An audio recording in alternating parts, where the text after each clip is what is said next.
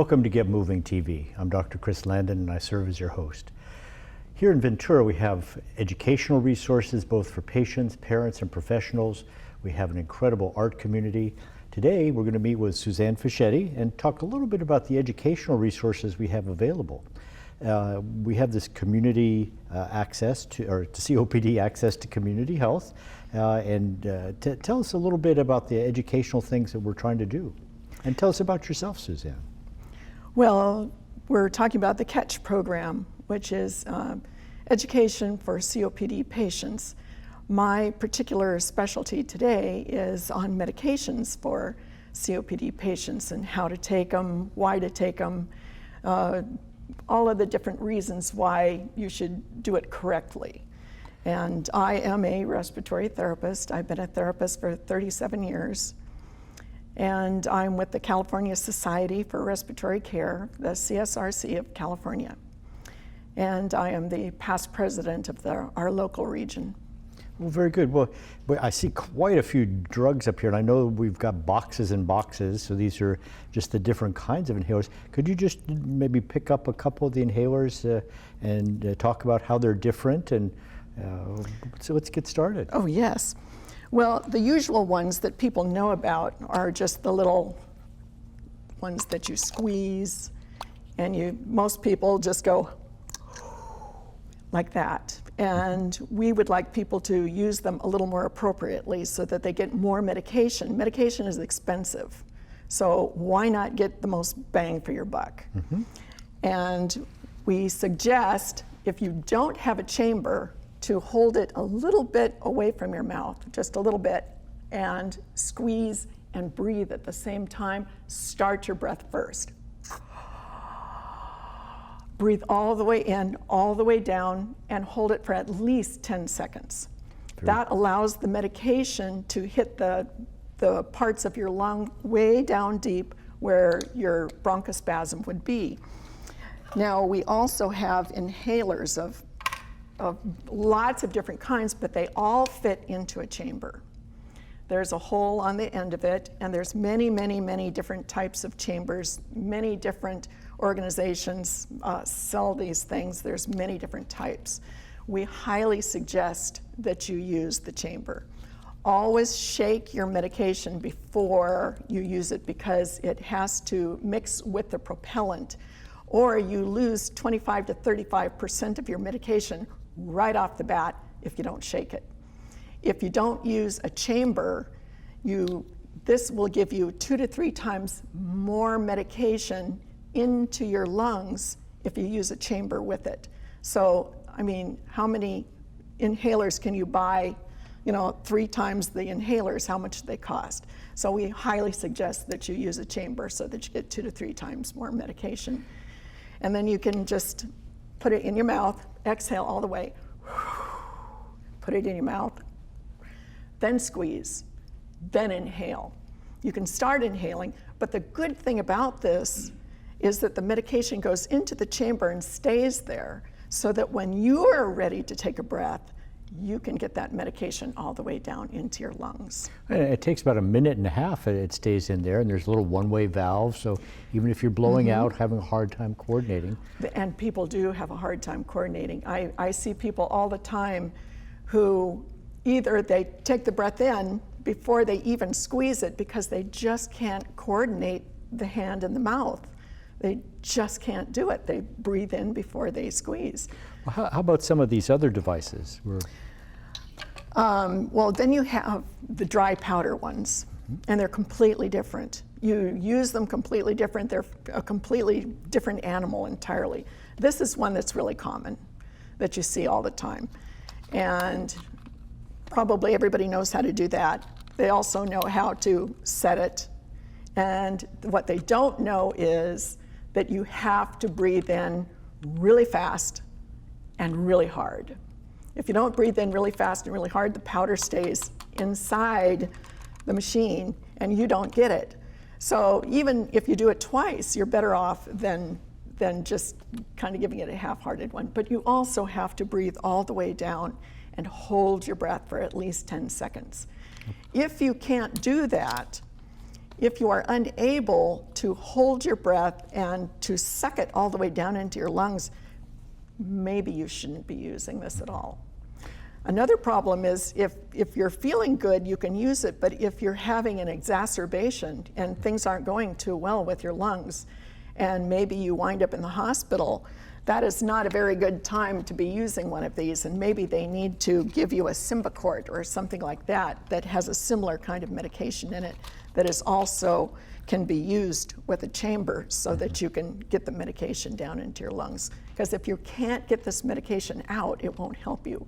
And if the doctor thinks that you're getting this medication and doesn't understand why you're not getting better, you have a problem. And he doesn't even know that you're not getting the medication. So Now, a lot of these have counters on them as well, so you know how many doses are left. yes, yes. That is also a big problem that people have. That's huge, as a matter of fact. When they have a counter on the back, you know when you're running out, you can get a refill. But if you don't have a clue, and you can't tell by shaking it, by feeling it, there was an old way that people used to put them in water, and depending on how Full, it half sank, full, quarter yes. full, empty. Yes. Well, they're saying don't do that anymore. Yeah, For powders are one different. thing, the propellant weighs quite a bit. And if you just have propellant in it and it doesn't have any medication, you may think that you're getting the medication and you're not. Well, I see a toilet paper roll there. What's that all about? Well, back in the old days, they knew that it was really hard to get this into your lungs and that people had a hard time getting organized with it. And so they would put it to their mouth and they would squeeze it, and it would act a lot like a chamber. And in places where they can't afford a chamber, or you're out in a rural area and you don't have much you can do, sometimes a paper towel roll is pretty good for getting that in there. And then before we leave there, we want to show people what we don't want them to have to see. We do not want you to have to see this. That is the truth. This is what paramedics use. They can hook it up and put a breathing treatment in line, but what this is a CPAP machine. Now, people have heard of CPAP machines because a lot of people use them at home, and they recognize the mask that goes along with the CPAP, but this is a rescue CPAP. This is something that you put on your face, they put this over, they strap it on you really good and tight. When you can't breathe, this is the most beautiful thing you could possibly see. All of a sudden, you can breathe. Now, people might be scared when they see this. They might feel like a little claustrophobic when they put it on your face, but as soon as you feel that you can breathe, it's a wonderful feeling. So don't be afraid when you see the paramedics come at you with one of these things, because this is a beautiful, wonderful thing, and it'll get you to the hospital where you can get the appropriate care. Suzanne, well, thank you so much. I know we'll be seeing more of you in some educational videos. Thank you for taking your time with a meter dose inhaler, the dry powdered inhaler, the use of our friendly toilet paper roll, but even more importantly, that we wanted to have your doctor dispense you with an aero chamber or a chamber, holding chamber, so you can get that medication properly. So thank you very much. You're very welcome. In Ventura, we're going to be right back.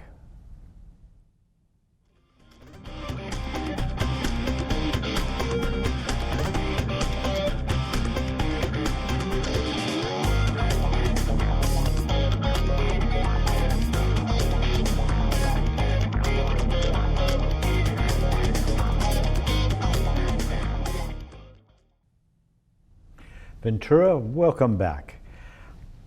I live in Ojai, and it's a great place to retire. Someday when I do retire, I'll maybe do more there. Great restaurants, great scenery, but what's really most active is the art community. We have the symphony there, we have the Ojai Arts Walk, basically where you get to go into the homes of the artists. We went there, probably a couple years ago now, and my wife's eye was drawn to one painting, and as it turned out, the thing that she bid on included lessons from that young man. And with us today, Carlos. Hello. Well, welcome to Get Moving TV. So Tell me a little bit about your background. As we were doing the sound check there, you felt very comfortable in Spanish. Where are you from? Okay, I was born in Buenos Aires, Argentina, so I speak Spanish. And around 17, I started traveling the world. My background was music, and I studied the piano. And then at one point, just traveling in Europe, I decided to come back. I was going to end, I don't know where.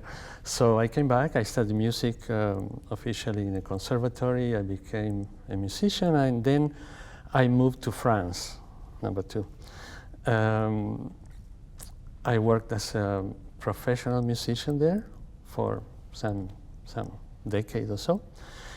And finally came back to Argentina for a couple of years, met my first wife, and then we moved back to France. And then eventually, having 2 children, we moved to the States. And that's when I started to start painting. I always was drawing and taking classes on painting and drawing, but it was, like in the underground, so it was bubbling somehow. And at a certain moment, I just discovered that was my nature. And so I came here, that's why English. And I was lucky to meet one of the best teachers in representational art, figurative art. His name is David Leffel. He's a master. He's recognized as one of the living masters of figurative and representational art. And after becoming his student and his friend, he's still like a mentor for me for life. And well, something started changing in myself. and as you may see in some of the images that Yes. will show throughout, it became more a world of abstraction.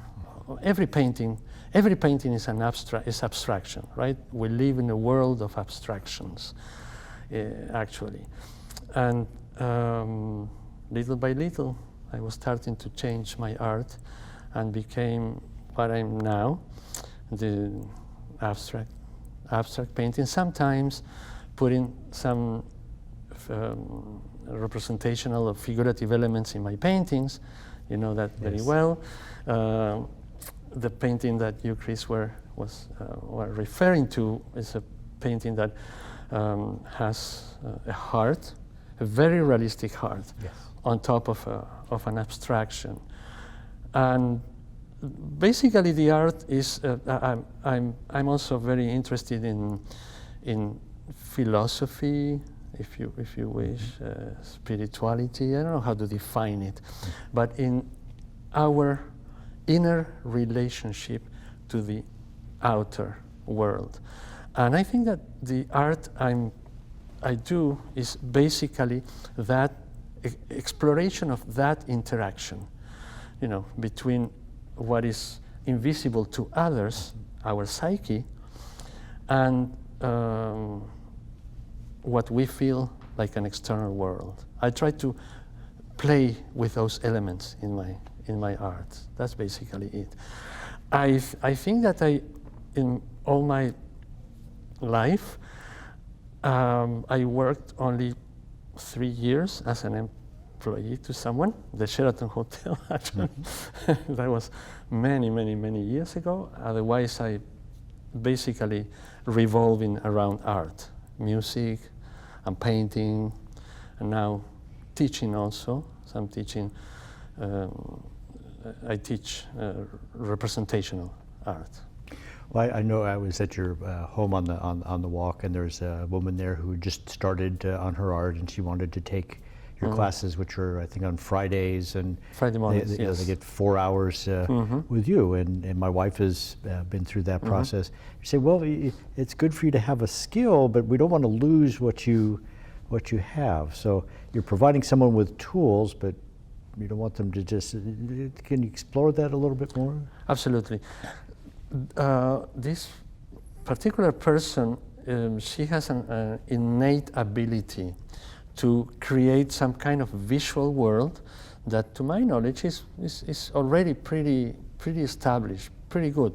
She has more to develop that, go into that direction and grow on that. So, and it's pretty much abstract stuff. So coming to take a representational, you have to be careful, because then you start changing your point of view. Some people, that's what they want to add a skill to the skills, and no problem. But some others, then they will have a conflict. I had students that they will start feeling a conflict because they're starting to lose this kind of uniqueness that they feel they had before. So one has to be careful on that. And I notice right away when someone is not, and I tell the person, no, this is not for you. I may lose a student, but it's not nice. You saved the world from a bad artist, so I hear that. So, absolutely. But when you say representational, can you describe what that is? We'll show examples as well. But sure. What does that mean? It means that you recognize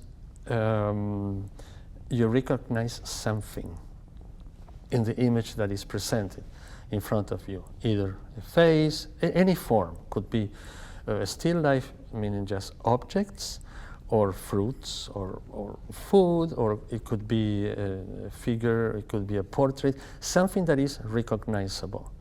And there are that is in opposition to the abstract works that then you do not, it's just forms, shapes, colors, the interaction between those shapes and colors, but there is no, you can always try to see, oh, that looks like a cow, but it's not really the intention of the painter that it has to look like a cow. So that's the difference between what we call realistic, figurative, or representational art, something that you recognize as a form, and abstraction, something that is just forms and shapes without any kind of recognition.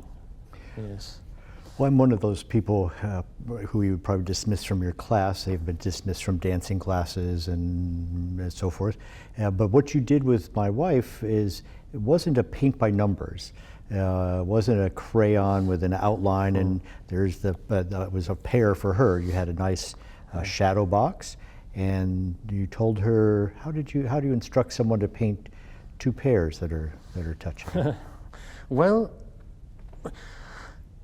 first of all, as a painter that will paint representational art, that you want to actually, your painting will be a painting eventually of two pairs, right? A surface that will try to reproduce or translate a 3D kind of reality. The problem with that is that when we look at something, we never see shapes, forms. We see actually, for my example, I put a pear as a still life, and I said, what you are looking at is not a pear. As a normal person, what is that? Yeah, that is a pear. As a painter, you are no more looking at a pear, because what you are looking, if you say I see a pear, you are referring to your psychological conceptual image of a pear. That's why everybody painting the same pear will paint it differently, right? Otherwise they will be all the same pear if it was objective. So what needs to be done is see the world in terms of relationship of shapes. That's the first, and then you start by creating your painting, putting down the shapes that you see. A pear in front of a strong beam of light will have a light area and a shadow. And those two are shapes in themselves, right? So that's the beginning. So if you can put, like cutting, paper, color paper, Yes. if you put down the shape of the shadow and then you put down the shape of the light, suddenly you say, oh, I have a pair here. That's the really basic, and you start growing on that. Then it comes the color and the texture, the paint, a lot more. But that's the basic. And the taste seems to come out in some of them as well. And that was what was remarkable to me is that you're not painting the pear, you're painting the shadows first, and then that pear just emerges. Yes. It wasn't there, and my wife was concentrating incredibly hard, and the pears were touching by the time she was done, but they had definitely emerged from the campus. It was, She still have that? oh yes, That's that one. it's of course. Well, tell us. So you're in Ojai, and you've traveled the world. Where else do you have shows then, and what's it like when you go to a show? Basically, trying to, living in Ojai, the closest big art center is Los Angeles.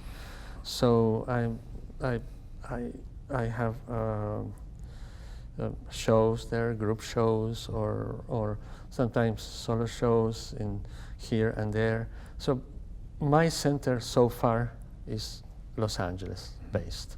Ojai, of course, we have the Ojai Studio Artist Tour that you attended, and many other opportunities to show our work in the museum or in the art center. But shows are basically Los Angeles. Yes, Los Angeles. And then because I hadn't been able to get a hold of you, I went to something called Saatchi Art, where Yes. they had the image of exactly what we wanted, much smaller, but still.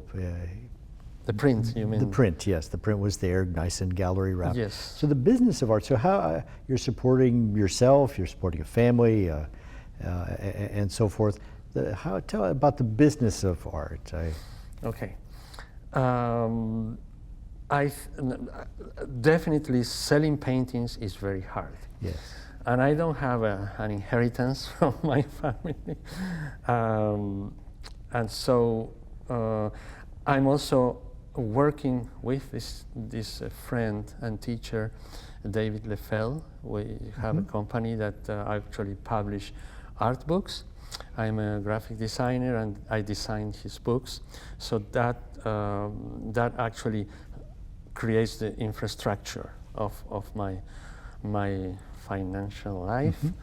And although, painting is the biggest part of my time.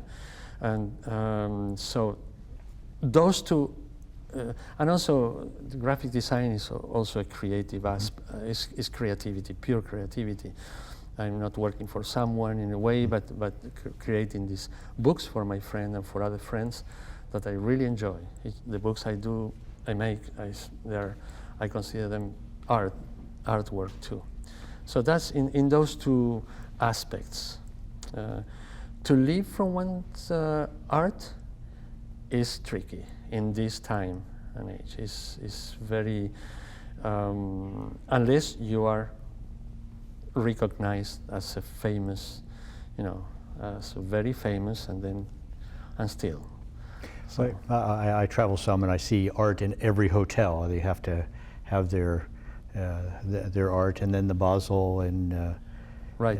There are many venues Right. As an artist. So the marketing side that an artist should pay attention to. Then you have corporate art. That means you place your art in big corporations. You have art for decoration in houses, etc. So you have to know what you want to do. And there are the galleries also. At this very moment, I don't have any carrying my work by choice, but we need to address that as artists. Otherwise, the most important thing is the time you spend with yourself in the studio, that is what is important. You know? So anyone that is young and is looking into galleries and fame, and this one, 50 millions in Christie's, in Sotheby's, Right. forget it. I mean, might one in a million, but then what's the point if you're not happy doing it? You know? So what's the point? Well, Carlos, thank you so much for the time you've spent with You're us very and the welcome. lessons we've had to learn from you. So, Ventura, 1, it's time to get some art lessons with Carlos Grasso.